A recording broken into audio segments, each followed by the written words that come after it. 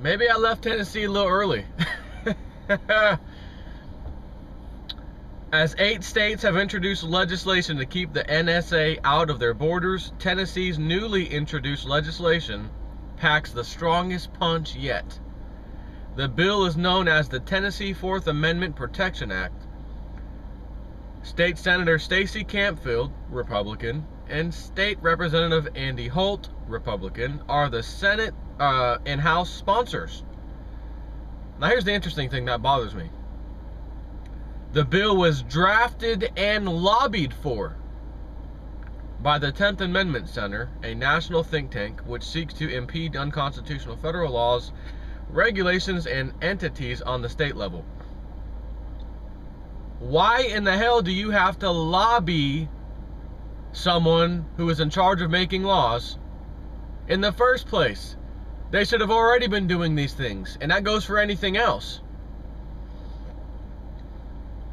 We have an out-of-control federal agency spying on pretty much everybody in the world. I don't think the state of Tennessee should be helping the NSA violate the Constitution and the basic privacy rights of its citizens. And we don't have to, Campfield said. This bill may not stop the NSA, but it will darn sure stop Tennessee from participating in unjustified and illegal activities. Campfield's comments hold strong warrant. The NSA has been operating directly underneath the nose of many Tennesseans without them ever knowing.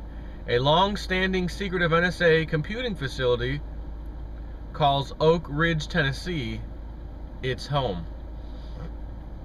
According to NSA researcher James Bamford, the NSA runs most data it gathers from code breaking to word captures through computers at its facility in Oak Ridge.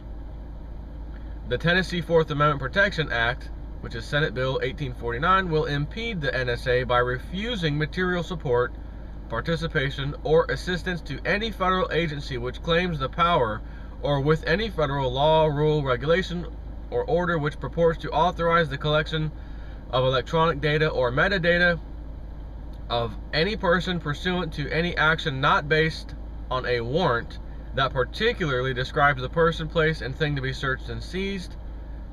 From a practical standpoint, the legislation covers 4 major areas.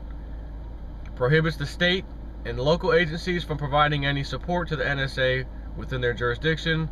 Includes barring government-owned utilities from providing water and electricity. It makes information gathered without a warrant by the NSA and shared with law enforcement inadmissible in state court. Blocks public universities from serving as NSA research facilities or recruiting grounds. And disincentivizes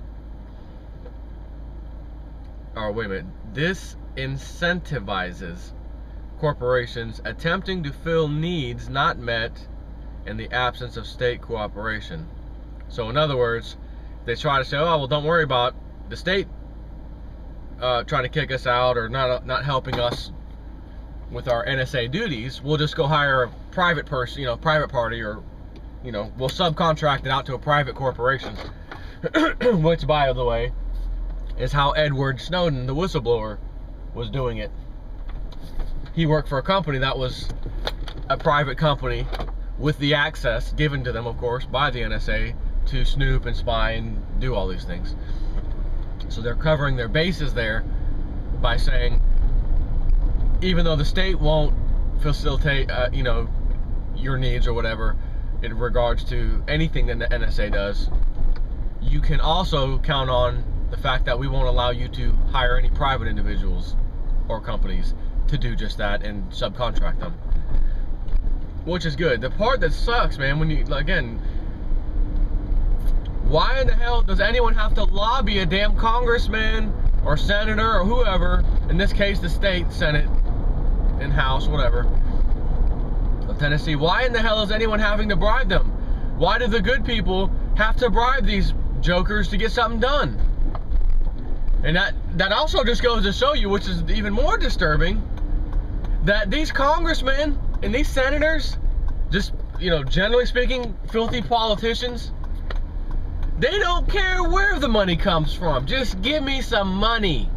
Give me some campaign contributions so that when I retire, I will be extremely wealthy, while I already get a phenomenal day, paid job, my day job, so to speak, referring to as if I was a politician. That's not good enough. I need more. And whoever comes up with the money, we'll go ahead and sponsor the bill and push it through. And the more people you pay off or give campaign contributions to on the way of that bill making its way through the process, the better chances you have of it going through. The more that you pay off, the more it will go through. More chances that it will go through. I mean, can you imagine some legislation that needed to be passed? It was absolutely for the greater good of the whole country, and no matter who you spoke to, no matter what their beliefs were, political beliefs, religious beliefs, anything, we all said, oh, that has to get passed. It didn't matter who you spoke to, black, white, Chinese, etc.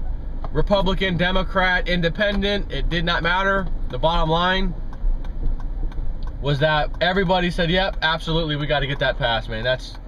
I can't believe we've never done that before. We need to get that done.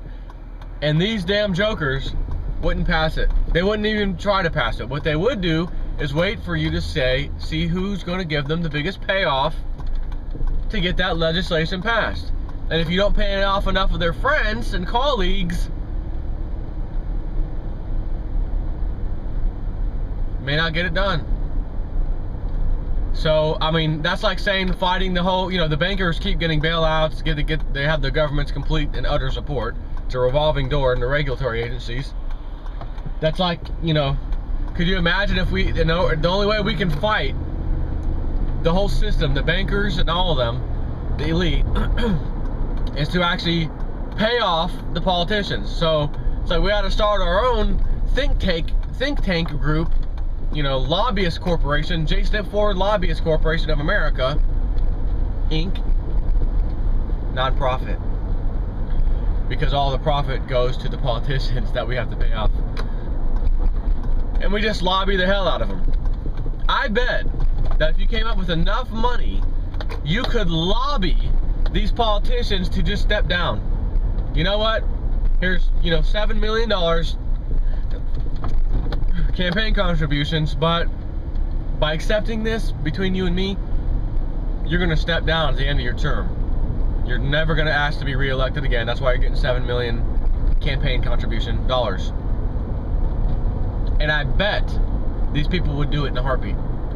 The problem with that, though, is that there'd be other people just like them. Mile-long line of people just like them waiting to have their turn. And you'd have to pay them off. And you'd have to pay the next one off. Which is why the whole lobbying thing is the way it is right now, because it's a whole system, and no matter who gets in office, they already know there's lobbyists out there that are going to want stuff done, legislation passed. The only way I'm going to get campaign contributions is if I take the bills that they give me and pass them into law. I mean, wouldn't you really, truly like to see the person that actually wrote like the Patriot Act or the healthcare bill, 2,000 pages, whatever? Don't you really want to know who actually truthfully did it? I know there's some research that says they think they know where it came from, but I mean, really, really know where did it actually come from? And I would be shocked. I mean, I would almost guarantee you that when you find out who or where it came from, that it'd be the least likely place. Like, in other words, you'd think maybe some medical lobbyist group possibly wrote this thing, even though, again, we know it has nothing to do with healthcare for the most part. It's just control. Or you might think it was some related to some senator or elitist guy, when in reality it probably came from a place like DARPA, defense whatever research facility thing, probably somewhere like that, the deep dark black ops world. Because again, they need the control, they want the control, and in that healthcare bill is lots of control. So I can give a little bit of a cheer to Tennessee. Hope this works out, hope it gets passed. And if that's the case, how in the hell are you going to even get yourselves inside of the Oak Ridge facility, if that's where the NSA is doing some of their dirty work, as they claim, how are you going to even go in there and prove that they're doing that? They're going to be like, oh no, this is an old nuclear research facility from, you know, era of World War I and II, and we just, you know, still study stuff like that. And I mean, you can't just go barging in there claiming that that's an NSA facility. So no telling where that's going to go. But I do wish them luck. I hope it goes through.